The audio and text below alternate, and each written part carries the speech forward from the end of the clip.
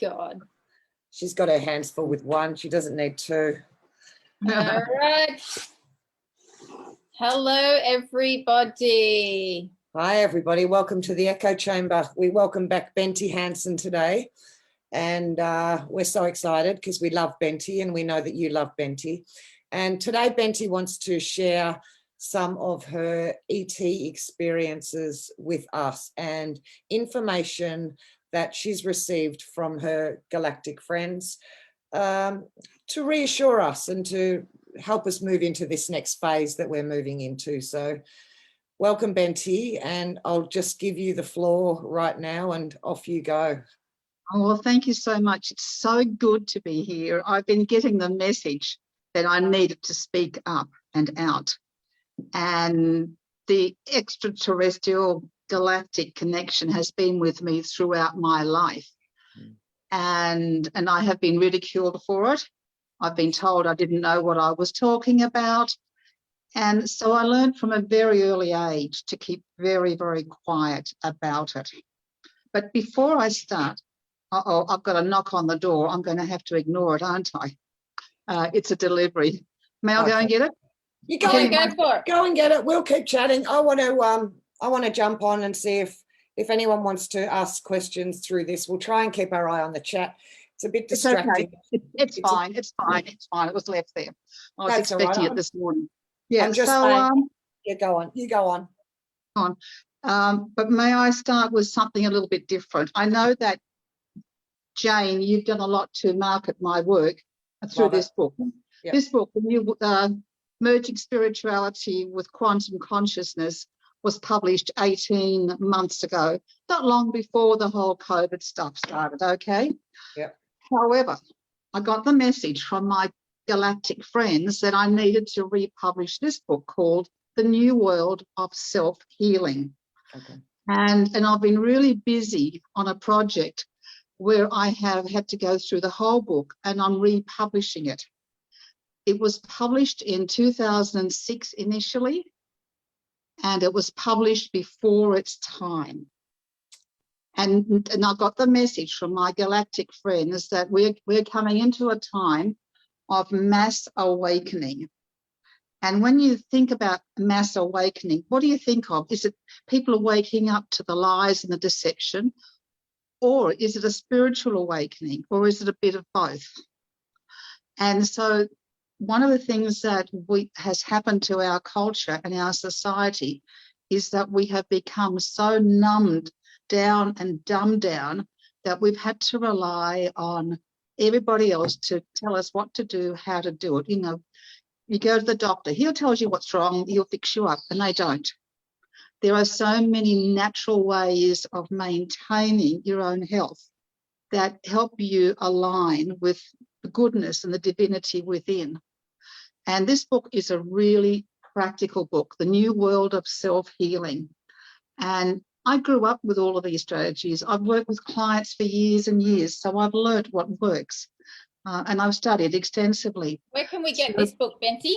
Well, it's with the publisher at the moment, and it's going to have a different cover. It's just been updated, but the information in it is pretty much ageless. It's timeless, and it's not for the newbies. It's not for the beginners. It's not for those who are advanced. It's for the beginners, those who are waking up and thinking, well, maybe I need to learn for myself. What is my body telling me? How can I, get over this condition? Instead of immediately going, I don't feel well, I'm going to the doctor, or I don't feel well mentally, emotionally, physically, or spiritually. What can I do? Or when people wake up and realize that they're creating patterns of behavior and responses that aren't suiting them. So we're heading into this time of greater self-sufficiency and also sustainability, because things are going to change dramatically. Okay, so that's why I've got the urgency around getting this book out, so that it's just old-fashioned therapy, common sense, but it's a lot of techniques and strategies to help people understand themselves their emotional responses, their beliefs, and so forth. Yeah, it had good reviews when it was released in 2006. We'll be sure to let people know when it's ready to be downloaded or purchased. We'll let people know. You let us know and we'll post it on the Echo Chamber. We might do a competition or something and get it out that way as well. And give a few copies away. Yeah, but it's really important by, this galactic connection that I've got. It goes right back to when I was very, very young, before the age of 7. And I had these amazing adventures with these beings. I thought it was all real, and it was. It just wasn't visibly physical, visible, it wasn't visible. And they would take me astral traveling to different constellations, to different planets. And the whole time they would be talking in my ears and telling me about the life that was lived on these different those planets.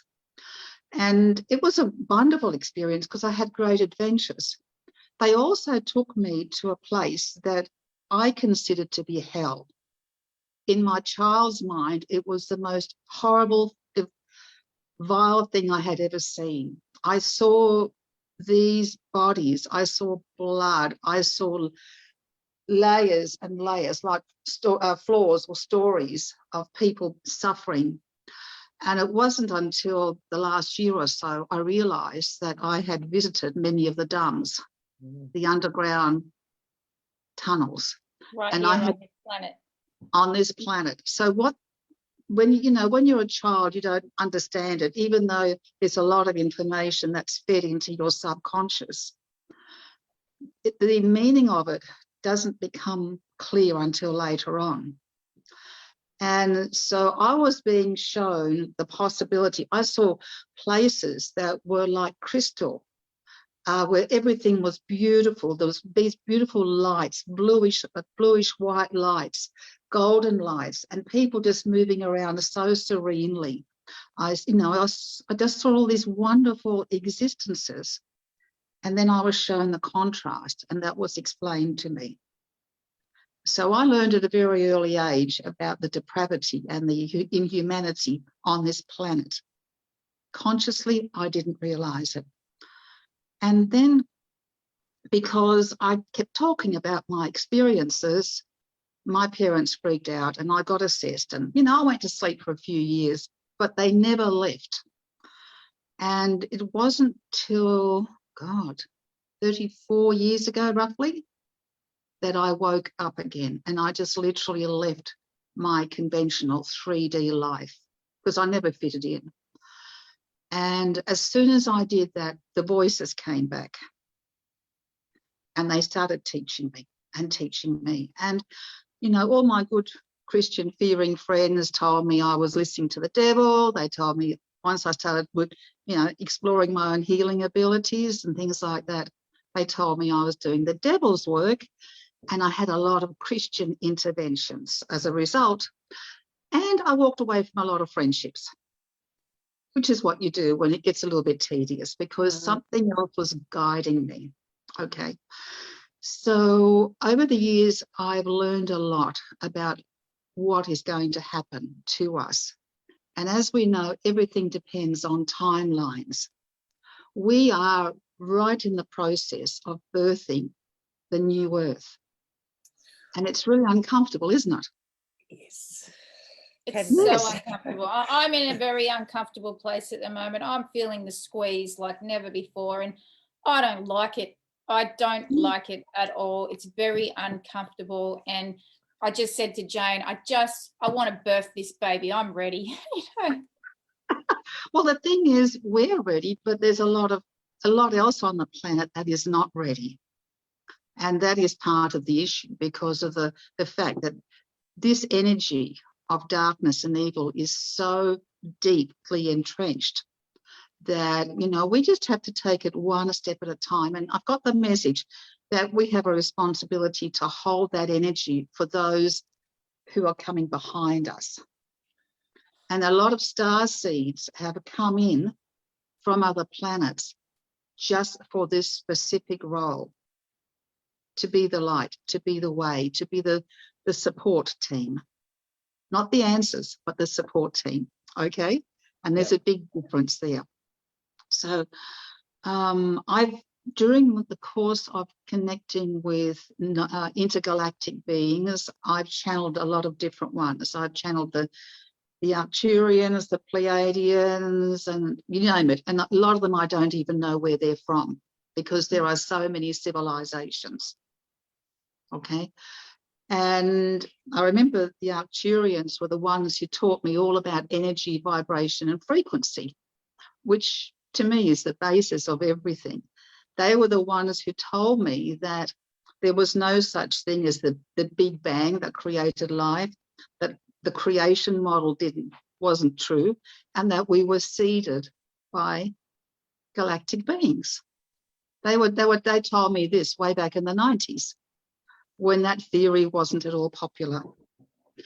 Okay, and that we were actually, as humans, we're an experiment, and that, you know, and I've since learned then that it was a combined experiment from benevolent beings along with Gaia, or Terra, as she's often called. So it was a combined experiment to get the very best model.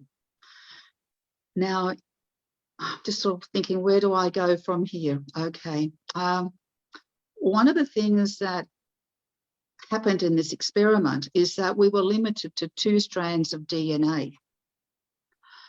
And later on, in a lot of the channeling I did, and this has been shown by science, actually, scientists have found this to be true. I didn't know it at the time, I was in a deep trance, that in addition to having those strands of DNA, we also have a lot of junk DNA, which for many years scientists called junk DNA. They didn't know what it was.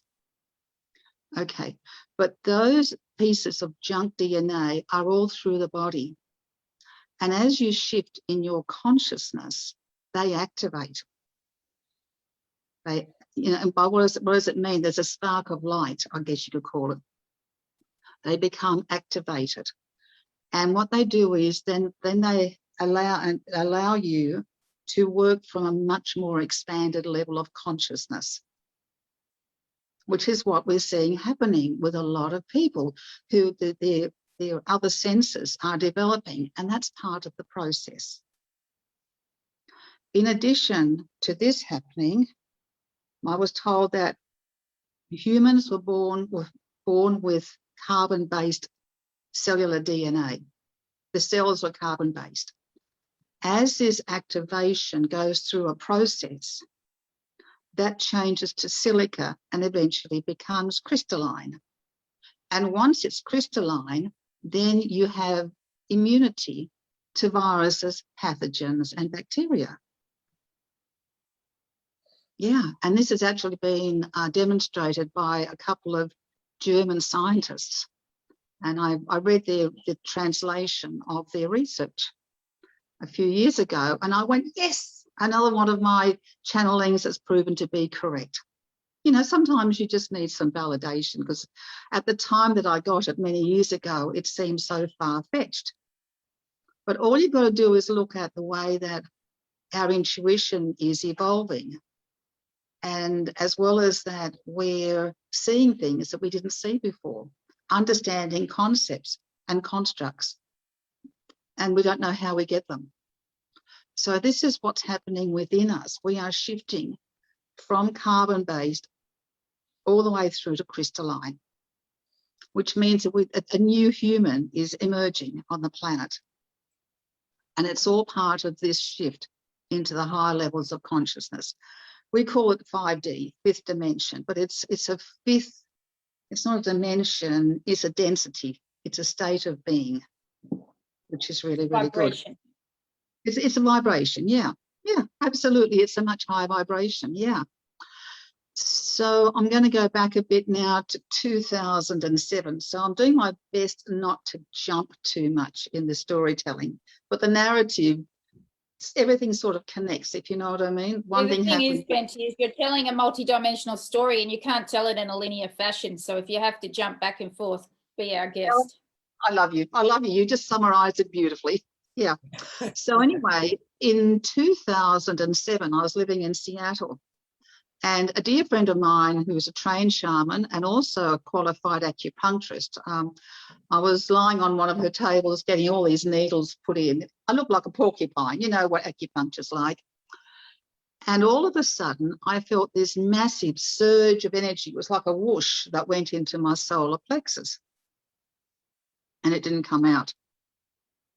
And I'm going, what just happened? And she said, what do you mean? I said, I just felt this whoosh of energy go into my solar plexus. So she lifts up her glasses and looks at me like that. And she says, oh, that's Edgar. And I said, Edgar who? Edgar Casey. Now, I had no idea who Edgar Casey was. Do you know who he was? I know who he is through you and through listening to you speak of him as well. So I have looked into Edward.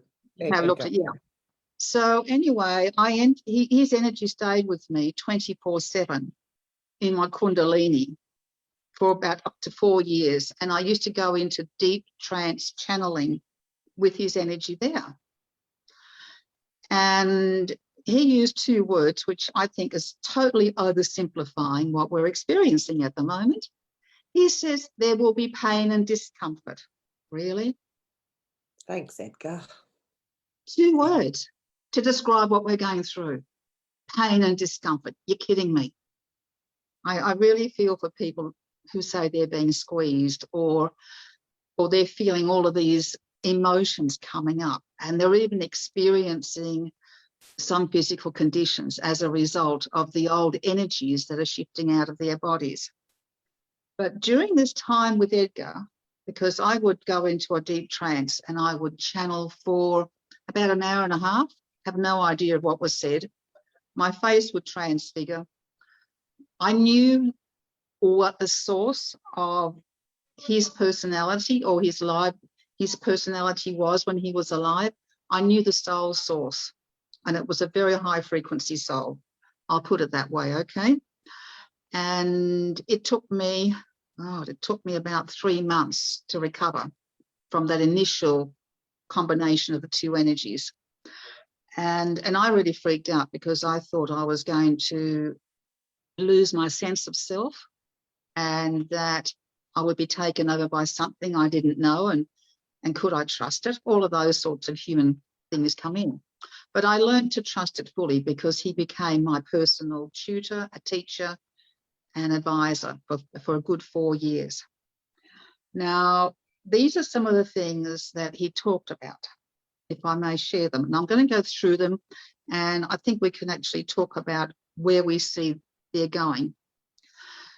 He maintains that we're going to go away from living in the big cities and we're going to be going into smaller communities. There's going to be a large loss of life. And he also talked about the fact that there would be all these strange and unusual and new illnesses and diseases, which we've seen over the last 20 years. There's no doubt about that. And that there will be a loss of life. But he talked about us coming into community style living. And you can just imagine community style living. Where I'm living, it's a small little hamlet or village, and I love it. And that's what I envisage. But with that, quite a lot of self-sufficiency and self-sustainability. So the biggest thing he talked a lot about was the complete collapse of the systems. Think about it. We can talk about education. I'll start off with education. I've got some written down so I don't forget them. The COVID scandemic has actually demonstrated the beginnings of the breakdown of our education system, with homeschooling becoming a choice and with parents looking at creating clusters where their children can learn together. I know that in Finland, there's no more school curriculum. Children choose what they're going to learn and how they're going to learn. So the education system, as we know it, is going. Thank goodness. Yes, thank goodness. I used to be a teacher. I'm so thrilled about that. Okay. How does that look like? I mean, I guess we don't know how it looks like until we're there, But how does it look like with all the kids in school these days? I mean, my daughter goes to a school down here. There are 2,000 students in that school. What does that look like as we sort of move forward? Do they break up into smaller? I mean, They will. They'll have to, because the concept of living in densely packed cities is gradually going to deconstruct. And more people are going to be living in, where I live, there's a population of about 10,000. And so we've got all the amenities, well, a lot of the amenities, and it's really very compact and very comfortable. And, there's a lot, it's got a really different vibe to living in a big city. what if people like big city living, Benty? I mean, are the cities going to still be around, or is the whole thing going to change? I mean, the whole thing will, from what I understand, will eventually change, because communication will change, technology will change. At the moment, we've got a lot of technology that's highly toxic, and I'm talking about the 5G. That will go into the 5G and then the 6G, which will be non-toxic, both of which will be non-toxic. They will be free energy. Okay. We will still have, we'll have all of the rapid transport, all of those things will go, but they will be free energy.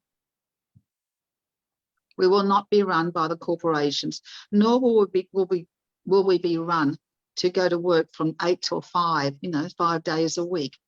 We will all be contributing to our culture and our society. And it will be far more joyful, because we'll be doing what we love doing, and our particular skills and our aptitudes will determine what we contribute to the community. But this is long term, okay? Yep. So just keep going. Yep. The finance system is already beginning to change. The controls will be taken out of the hands of a few, and we will all have greater access. But the thing about it is that the need for lots of money won't be there, because of the fact that we'll have a high level of consciousness. Our ability to manifest all of our needs will be more readily available to us. So straight away, less struggle and greater ease. Benty, is this in our lifetime, or is this in generations to come, sort of thing? I think it's our lifetime. Well, I think it'll be in your lifetime. I've got roughly another 25 years of life left, and I'm in my 70s.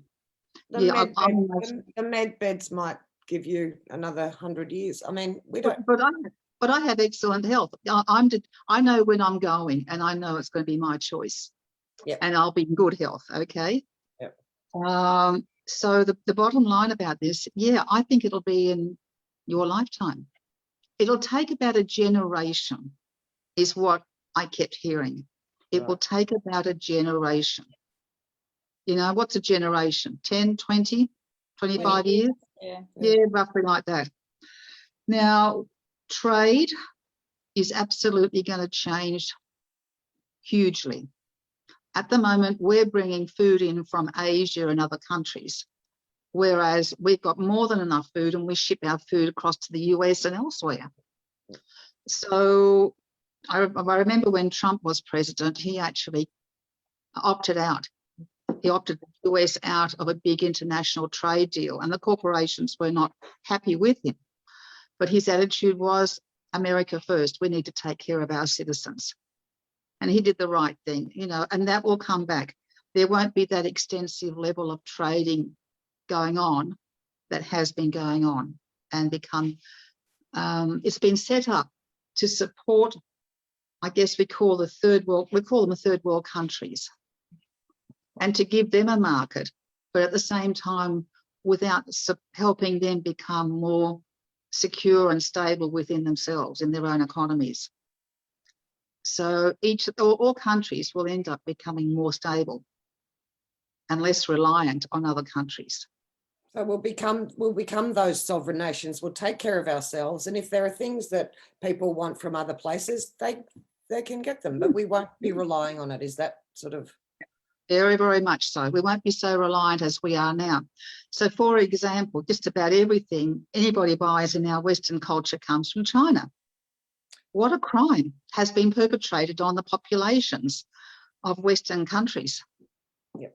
Because, first of all, most of their workmanship is very shoddy. Secondly, it creates a dependency. And we're moving away from dependency into self-sufficiency and sustainability. Agriculture will definitely be changing. And we're going to go back to small cropping, and not the big monoculture relying on harsh toxins and chemicals, which then poison our land and our water. So we're definitely going back towards the multi-cropping. You know what I mean? Yep, which is going to be very, very good. Religion will go. All the religions will fall. And we're going to come back to a spiritual-based existence.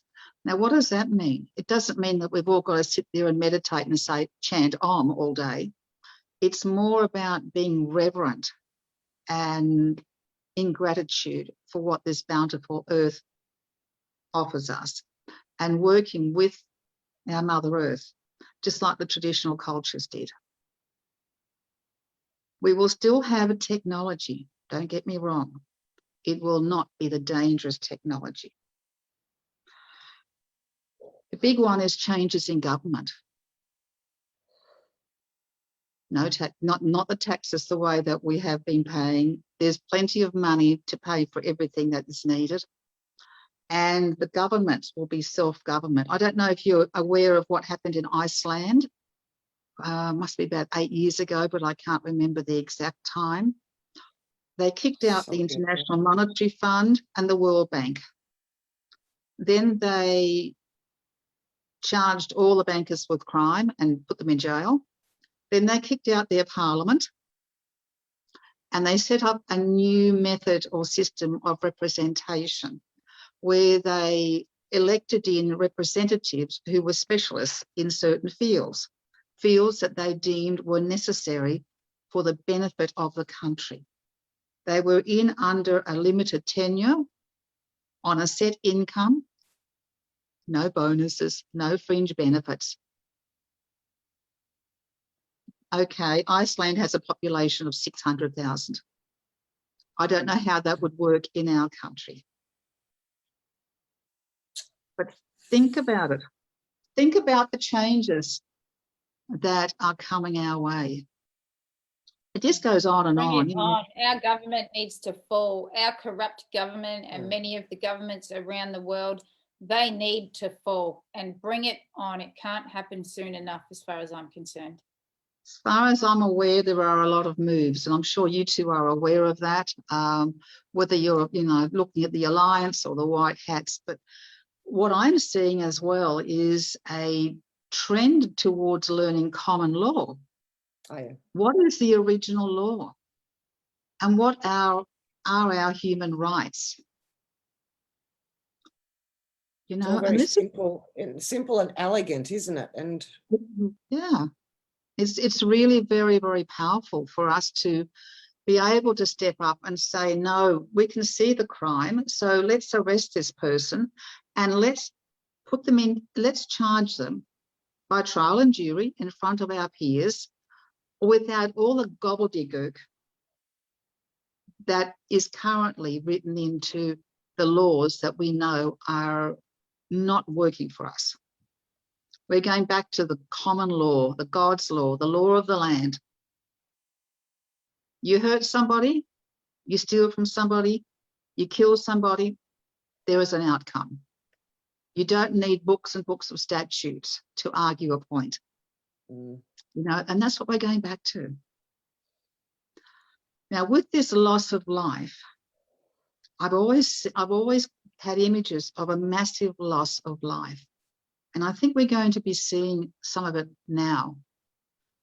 It's coming up. There's no doubt about it. And I've talked to friends about this because we all feel the same way, that there is a potential for this loss of life, not through war, but through a psychological war, for the control of the mind, and through the things that are being forced upon people or programmed into people.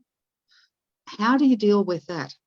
And the way I look at it is the souls that are not going to remain here on this planet, who are choosing to leave, are doing so willingly, whether it is through a jab or some other way. And part of the waking up process and part of the change we're going through is that there are some souls that have chosen not to be here for the long term, because they know that at the soul level, they are unable to meet that higher consciousness. So that puts the concept or the construct of what's happening into a totally different picture, doesn't it? It's huge. I can't. It gives the power back to the individual, right? Yeah, That to the every soul. soul is on their own evolutionary path. And who Mhm. are we to judge the evolutionary path of another soul? Exactly. Exactly. And yet part of this process of the shift that is going on is overcoming the fears. Because how can you shift into the higher level of consciousness that we talk so glibly about without it affecting us on every level, physically, mentally, emotionally, spiritually, energetically? And so deep-seated fears and trauma fears that we don't even know that we're holding on to, beliefs, programming, they're all going to come up and they're all going to be like those scary ghosts. And they're going to be right in our face and we're going to scream out, what the hell, how do I deal with this? And what I've been shown time and again by Edgar and by many other beings, and I haven't even got to some of the stuff that I've experienced, is that love is the answer. And we go, yeah, heard that one before. I'm not talking about human love. I'm talking, it's that heart-centered love, and about sending it first and foremost to ourselves, not to anyone else. We're number one. As you just said, Bella, each soul has its own journey, has its own purpose, and each soul has come here to fulfill a mission. And part of that mission for those who are shifting into the higher levels of consciousness is to open that heart center and feel that love within and live with that love on all levels. We're not used to that. Sorry, Benty. Do you think a lot of this, and this for me, because it does my head in. I get all like, oh my God, it's all a lot.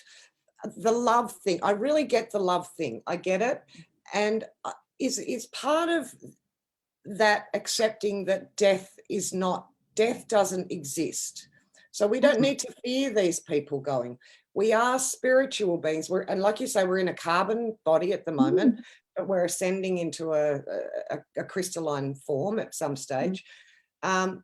We don't die, we just transform. I think once, for me anyway, I can say once I accepted that death didn't exist, there was nothing to be afraid of anymore, and it just became easier to love in a way. It is, yeah. It's a rite of passage. Oh, think about that. John Lennon said, when John Lennon was asked, did he ever fear, being killed? And he said, why should I? He said, it's just like going down, down Central Avenue in New York, wherever it is, or First Avenue in New York, getting out of one cab and hopping into another cab. That's all it is, moving from one form to another. And, we have been under so much mind control. And when I think back on all of those well-meaning friends who told me I was under mind control because of the galactic connection that I had, I'm going, Do you know, in all the years I've been doing this work, for a long time I was looking for a teacher.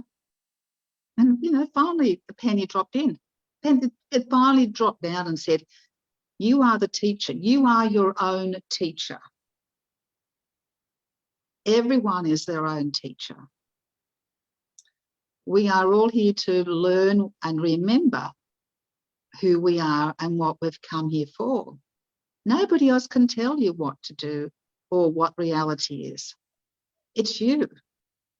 Nobody can tell us, but it seems important to be part of community, though, and to be connected and to share these experiences and learn from each other. But then we have to take the lesson home and yeah, and where does it sit with me? Where does it resonate for me?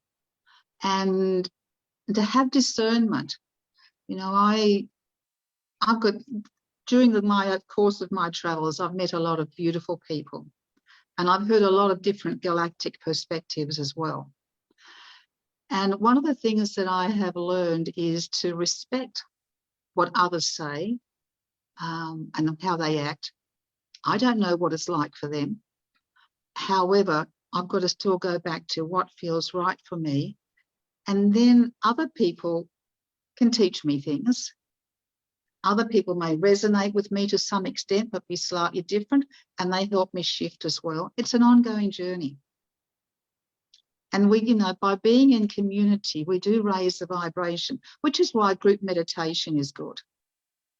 You know, you do affect change by getting together with like-minded souls, listening to beautiful music and meditating and so forth. You're putting out a certain vibe, and that is essential for our soul as well. It's not just our emotions, but it's our soul that thrives on that. Along the way, and I'm sure, you know, you may have seen this as well, as you do make these shifts, you know, you're going to lose friends. You may find yourself alienated from family. You may find that what you were once very comfortable with, you can no longer tolerate. And that is part of this shift. As the DNA activates more and as you shift in your consciousness. But as these things do happen, there are new opportunities that come in and new people come in. In my own experiences with the galactics, I've been up in spacecraft consciously, mindfully, and also at other times.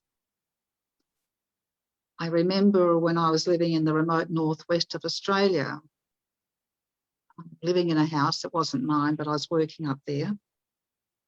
And I was just woken up in the middle of the night. And I saw all of these flashing lights. They were red and green. I got out of bed. I walked out the back door, and those lights were there.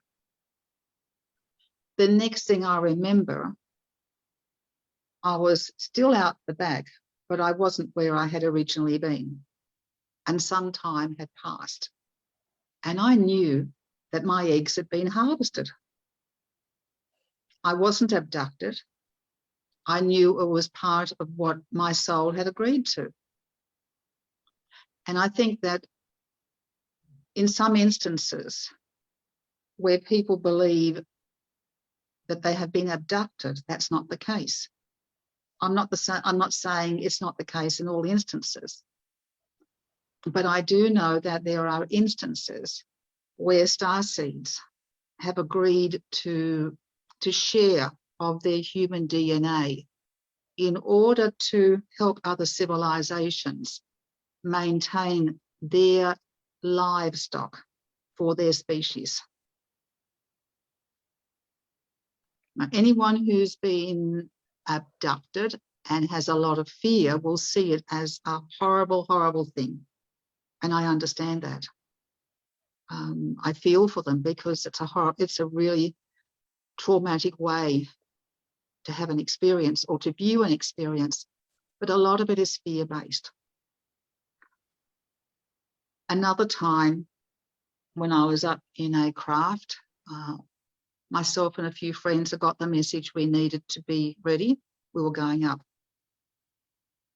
And it's really weird because that part of you leaves your physical body. And you know that you've been out of your body once you come back. but you have no idea of what's happened in between time. Okay. So another time I remember being up, it was a big mothership, huge mothership.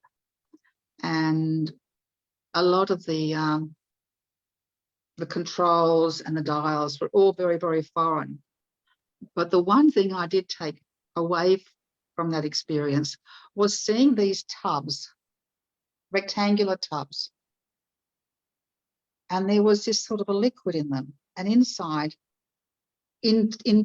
that liquid, there was this form. And I looked at them all, there was a lot of them. And that was how they were creating their new babies. Very, you know, obviously, they don't have sex. The female doesn't carry the offspring. But I came away from that going, oh my God, did I really see that? I can still see it in my mind's eye. It was very, very clear. I'm curious, Benty, do you think that's where we're moving a long time into the future on Earth? I really don't know. I'll be honest with you on that one. I don't know. And I do have Louise's book, you know, the one about the Lyrans, and I haven't read. I'm about that far into the second book, so I haven't gotten all the way into it. But my sense is that this precious planet, Gaia, Terra, whatever you like to call her, has been part of the creation of the humans, so that there is, for some people on this planet, they were created by Terra. And they will remain Terran no matter what. I think it's more the other species that are, and you know, they're not male, they're not female, they're just androgynous. I think that's where it happens. But a lot will depend on how we go with timelines for the future. I've not been shown that. Step into the androgynous timeline, you know? Well, anything is possible then, isn't it? Yeah. Yeah, think about it. But one of the things that the Arcturians stressed is made us so wonderful and why we were so precious as a planet is the fact that we are able to enjoy sex. So why would you want to take that away from us? And secondly, we have an incredible sense of humour, though you wouldn't know it in the last 18 months. But they said, you know, you can have sex and you have humour. With the humour, of course, is that deep, deep emotion, which is something that a lot of other aware, I guess you'd call species, don't have. So we are very, very fortunate. And why would we lose that? It's a gift. You know, Benty, I had an experience recently that I'll briefly share here. My consciousness, my spirit body, my etheric body was taken to Arcturus recently, and I was met by these Arcturian beings, and they took me to what I can only describe as like a massive amphitheater. And my daughter, who is from Arcturus, she said, oh, this is your time, mummy, you know, this is your moment. And I walked down this like corridor and I was there, and there was all these Arcturian souls who were actually waiting to incarnate onto the earth. And I just had to tell them about the earth and tell them about life on earth. And they're all there with their little notebooks, taking notes. And they were so excited and asking so many questions about the earth. And they are coming as the healers and the magic weavers, and they're coming to usher in the new paradigm of consciousness. And it was so powerful and so exciting, of all these thousands and thousands of souls that are just waiting. They just can't wait to get down to earth. I know, and we've got to clean up this shite that's here before that we can make it presentable for them. We have visitors and guests coming, so you've got to get it right, okay? But you're spot on. That was a very real experience. I've just heard from my team that you didn't imagine any of that. You were right in the middle of it, and you will have more experiences. Okay. A lot of people get very hung up on asking, where do I come from? Am I Pleiadian? Am I from here or am I from there? There are a gazillion different, species in this universe and other universes. They're everywhere. And so we do come from a diverse range of backgrounds. I remember when I first started out, 30 years ago or so, I kept thinking, oh, I'm from the angelic realm, because I had all these beings from there, spend a lot of time with me. I would call in the angel soldiers to stand guard around my house in Western Australia. And I would see them, they'd have the soldier garb on, but they'd have wings. And people would come to visit me and I might not be home, or I might be home, and they'd say, I just saw a couple of soldiers outside your place, but they had wings. I'm going, yeah. And actually I came home one day and I had a lot of lovely pots with plants near the front door. And a couple of them were badly knocked over and broken. And I sort of said to my team, what's going on here? And they said, they showed me. They didn't tell me, they showed me. They saw a guy snooping around, a potential break and enter. And so one of my soldiers went and pushed him over. And of course, he looked around to say, what the hell happened? And scarf it. So these are real events. They're not imaginary. What about people like me, Benty? I mean, I don't have these experiences, I feel, am I missing out? Is it not my role to have these experiences for other people like me? Does that mean we're going to be stuck in the 3D? Are we going to evolve too? What does it all mean? I mean, well, evolving is not about seeing and all this sort of stuff. A lot of people just know it on the inside. And my second husband, being a practicing Buddhist, used to say that according to Buddhism, the highest level of awareness is the knowing. So you just know. I feel like I know. You just know. Yeah, okay. All right. Yep, you've already got it. You've already got it. So don't think that you're missing out on anything. All right. I've got my mate here. She tells me all the stories anyway, so I get to go on her adventures with her. And then you also have to sort of accept the fact that this is your soul's choice. That you're coming in, and this is interesting. This is how I'm seeing you at the moment. You're like a secretary at the moment. I'm seeing a notebook and a pen, and this is your soul taking note of all the things that so you're a witness to it all. Oh, yeah. And that's it. And that is your soul choice. It's as simple as that. I've got 100 notebooks through the house, Benty, and they've all got stuff in them. And then when I go to find something, I'm like, which book did I put it in? I can't find it. I'm not a very good secretary. It's really true. Do you actually have notebooks like that? Do you? All over the place. Okay. Anyway, but that's a reflection of who you are at the soul level. And who knows what you're going to do with it once you all leave, because everything that you've written down is sitting within your awareness, even if you're not consciously aware. Or so later on this earth, what you're going to do with it, Exactly. Right. Who knows? My kids will have to decide, because when I kick out of here, they'll have all these notebooks, and they'll be like, what the hell? We knew she was nuts. But no, great resource. Google and all of them are busy censoring everything, and you've got history there. Look at it that way. So then you go, because I always wanted to know where I was from, and I think most people do. Wouldn't you agree? People who are on the journey. So then I thought I was with the Arcturians. Then I thought I was with the Pleiadians. And along the way I went, and I thought I was with a far-off constellation where there's a lot of snakes and reptilians, but highly evolved ones. But I've actually discovered, they told me that many souls are emissaries, meaning that we do a lot of galactic travel and spend time in other constellations. This is very, very common practice. And that as an emissary, obviously, souls do collaborate. And I can talk about the wars in a minute that go on up there too. And so I've actually discovered that I'm from one of the planets in the Andromedan constellation.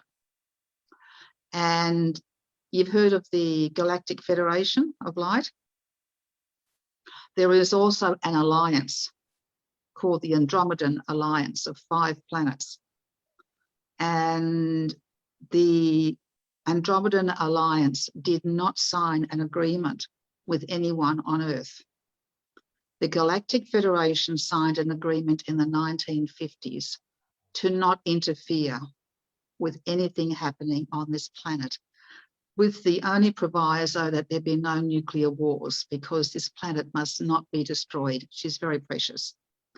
The Andromedan Alliance, however, has not signed any agreement with anyone on this planet, and they will come in where it's for the highest good. They consult with the planet,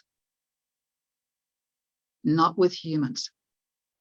Wow. And so when you hear stories of nuclear missiles not firing,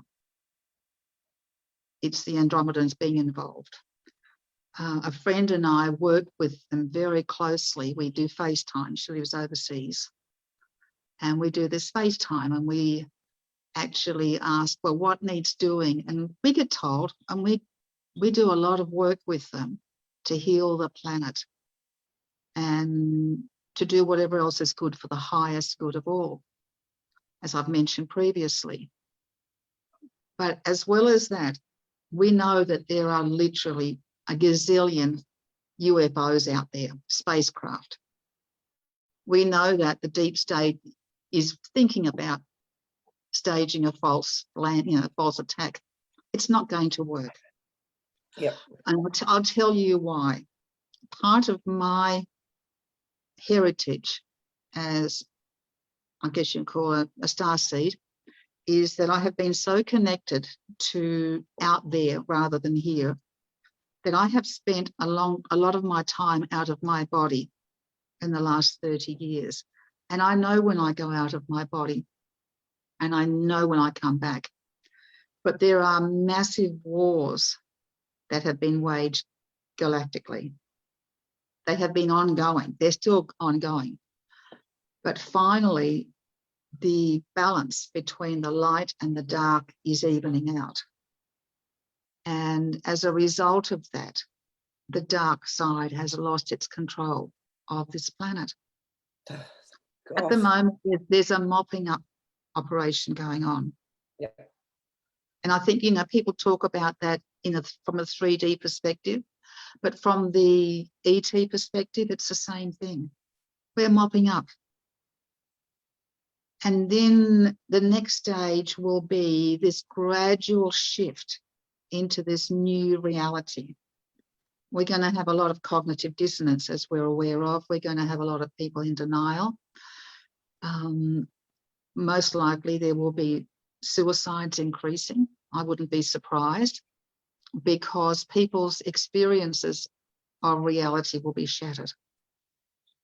I thought about suicide this morning. I was like, stuff this shit. I'm just over it. God, it'd just be so easy to tap out, Oh, no, I did. I truly did. I was like, it's amazing. The thought can go through your head. The thought came through my head just this morning, and I was like, how would I do it?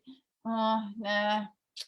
No, I suppose No, your soul is here for the long haul. I know I'm staying. I'm here. I'm staying. They're just fleeting, I have moments where, it's so intense. I was sharing at the beginning. I'm in the pressure cooker right now. I'm feeling everything so intensely as a very strong empath. And, some days I'm just like, oh man, I've got to turn the heat down. So how much are you doing to isolate yourself? Because that's what I do. I withdraw from the world quite a bit, and I'm quite comfortable being on my own. And I'm discovering also that the less we scatter our energies, the more Don't tell that, Benty. She should see all the projects she's got going on. Yeah, but I mean, in one way, I do need to ground. I know that. But in another way, my soul is calling me to serve humanity in the biggest way ever. And I also have an 18-month-old baby. So, my God, I've got a lot going on. Yeah, that is huge. Yeah, but just leave some in reserve for your tank. Don't let it go empty. Yep, got to leave some money in the bank. Well, one of the things that I have learned, okay, we would like to see the deep, dark state very severely punished. I've had a lot of beautiful bits of wisdom, pearls of wisdom given to me over the years. One of them is ultimately the giving and the receiving must balance out. So when you keep giving and giving and giving, you have to be able to receive and be open to receiving. But if you're giving out a lot of nasty stuff, what are you going to end up receiving? There are a lot of souls who will never come back. Universe, we are ready to receive. Good stuff, not the Open nasty your arms. stuff. We are ready to receive love, Mhm. nourishment, abundance, all the good stuff. Yeah. You hit it. We're ready. Arms are Yeah, open. absolutely. But we have to also remember that a lot of the souls who have come onto this planet and who have participated in this dark agenda will never be coming back here. Good. Good. They will be Good exiled. They will be exiled. There's no doubt about it. They will never be allowed back onto this planet. Not until they have dealt with and cleared their debt. And they don't need to do that here. I've heard, Benty, that most of the deep, dark stuff has gone, has left the planet. Is that correct? It has. But what we're dealing with largely now is human fear and greed. This is what I keep picking up on. Human fear and greed. And a lot of that greed is based on their fear of lack of security, lack of understanding, not feeling sure of who they are, or fearing the loss of what they feel is important to them. So those things are still happening, people doing their best to hang on to their positions of power and hang on to their reality. So pretty much, it's been pretty much cleared up. But where the biggest issues are going to be is creating the new reality. And this, I've got the message that where we can contribute the most, you know, Bella, you talk about helping the planet, and I do it, and a lot of us do it.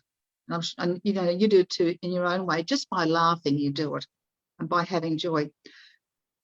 I got the message that as we envisage the new reality,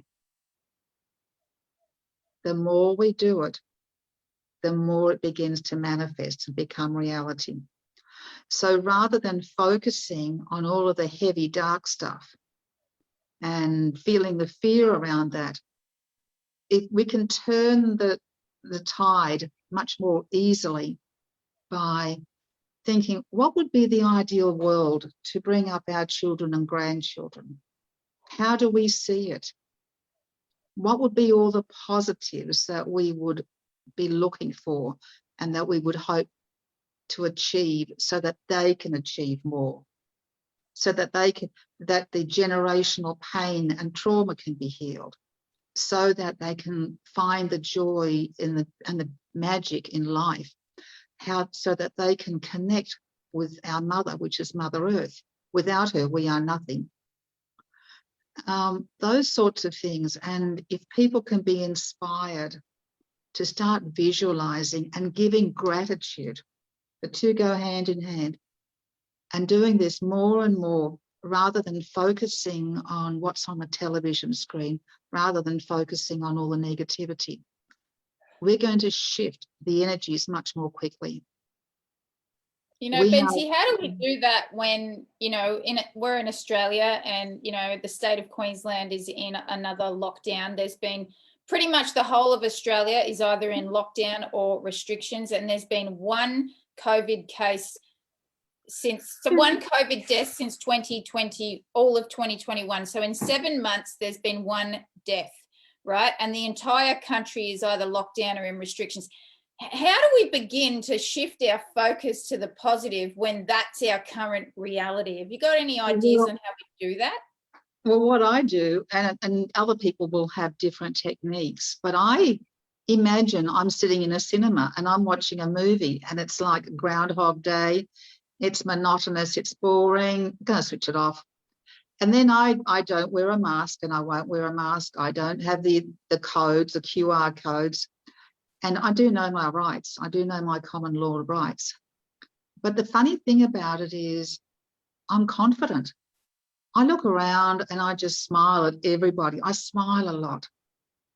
And I went shopping at a local shopping centre this morning because I don't go grocery shopping too often because it's boring. And people all look miserable. And I was the only one without a muzzle. And I kept smiling and saying, good morning. And, but why do I have to play that game when I choose to see it differently?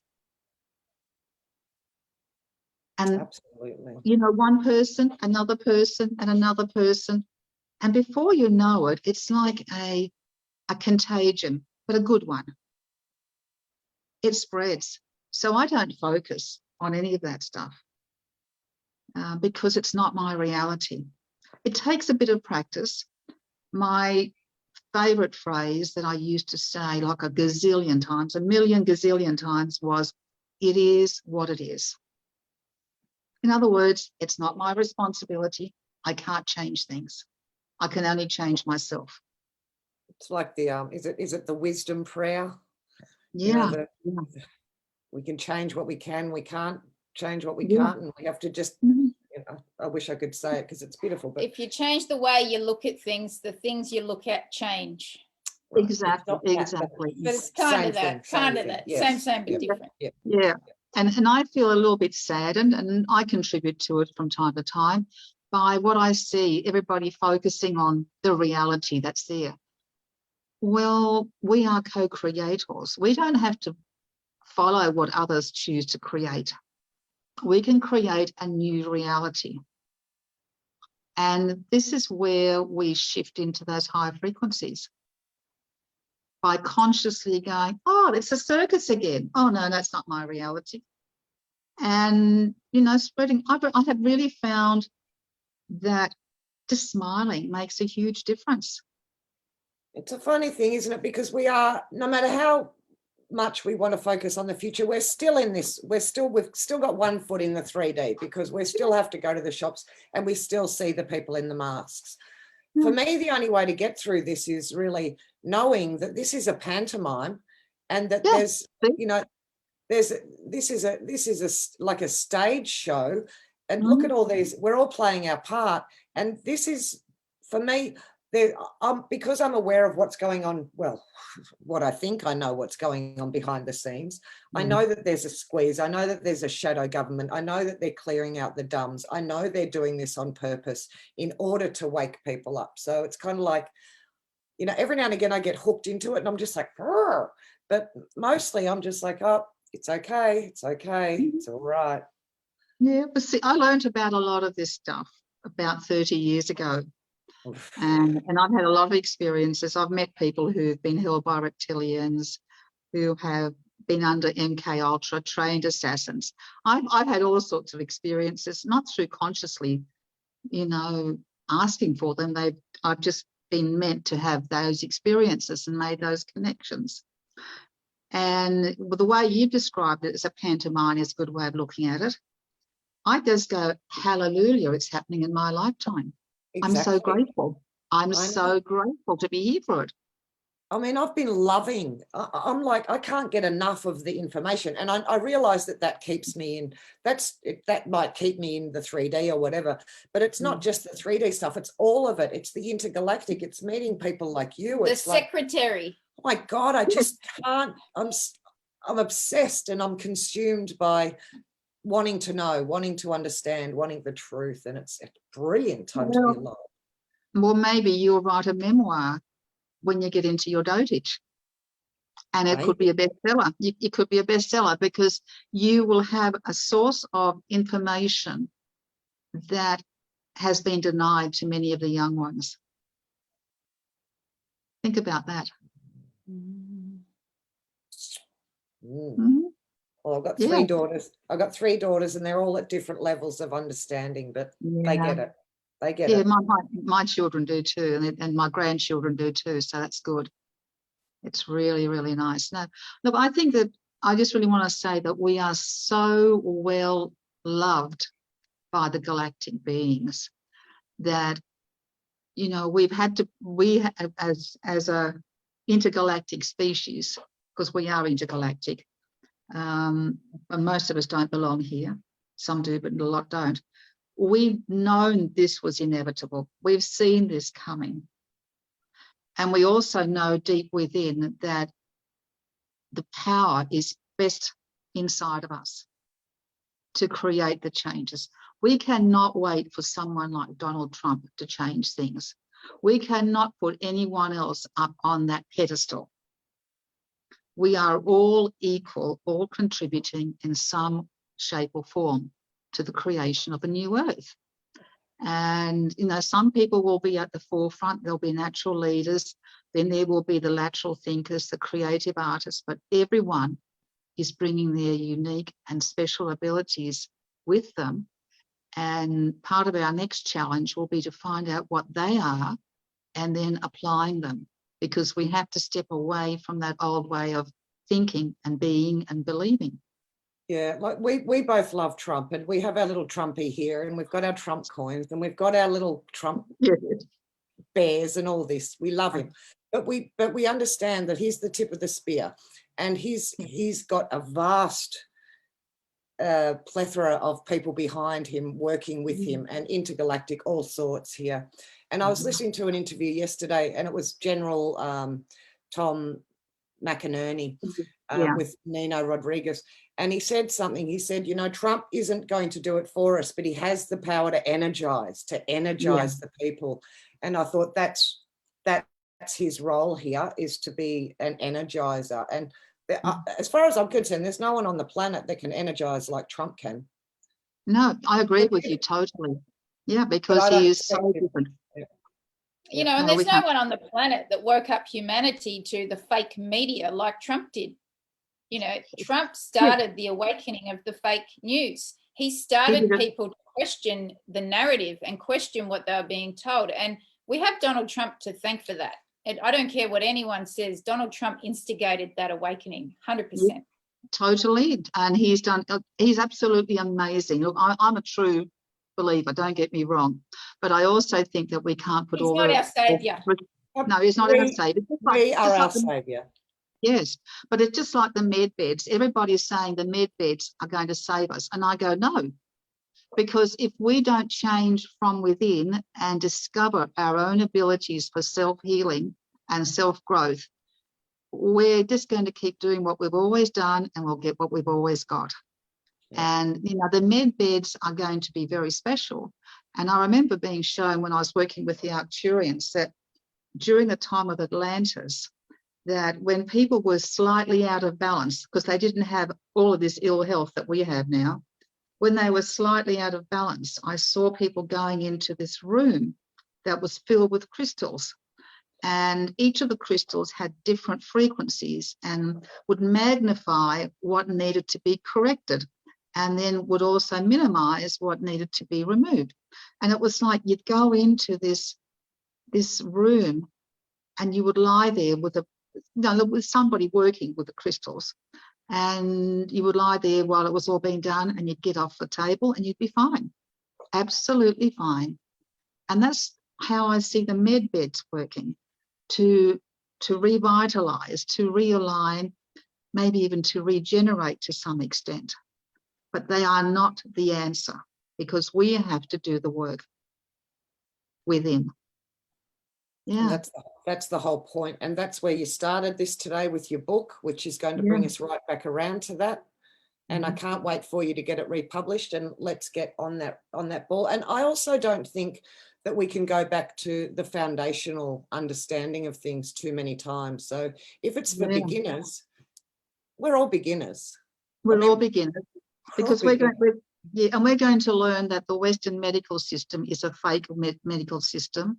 It's great if you have an accident and they can do some wonderful surgeries, but a system that kills so many people through what's called iatrogenic deaths, medically induced, is not a health-giving system. You know, a company, Big Pharma, that make you know, or companies that make up big pharma, they make trillions of dollars per year off us being sick. It's not a healthcare industry. Come on, people. We've been brainwashed with this inverted reality of the way we speak and how we call it a healthcare system. It's not a healthcare system. It's a sick care system to keep us entrapped and enslaved. Absolutely. And if you've done any research, you will learn that it was the Rockefellers who changed it all, who changed the medical system, the pharmaceutical system, the dental system. Everything that all of those people have paid a lot of money to learn is based on misinformation. It's all based on a physical body. It does not in any way look at the mental or the emotional or the energetics, because we are all energy. And that's what the Rockefeller legacy has been, to destroy the health of humanity. I'll say it outright, yeah. Oh, gosh. You know, I saw a post on Instagram today that I actually laughed out loud when I saw it, because it was a post of like children, 12 years old, because places in America, they're now advocating the vaccine for 12-year-olds. And it said there's absolutely no biological proof that it's possible that it affects the fertility of children. It's like, I actually laughed. I'm like, how can you possibly know? These children are not at the age yet of where they want to reproduce. How can you possibly know? And there's absolutely no plausible biological proof. Yeah. I was like, who's eating this stuff for breakfast and saying, I'll have 2 serves? The ones that are going and taking their kids to McDonald's to get the vaccine while they're getting a cheeseburger, they're the ones, Bella. That's how ridiculous the world has become, Right. and how skewed people's thinking has also become. So and all we can do is come back to center, right, Benty? And we can only heal ourselves and shine the light for anyone who wants to be in our glory and our shine. But it works more deeply than that, because as you do that, that vibration you hold is a frequency, and it vibrates and it goes from you. And whether or not you realize that every word that you say, it has a vibration as well. All of your energy is like those invisible sound waves. And as you heal yourself, the generational stuff begins to heal. And then people around you begin to heal, and they begin to change.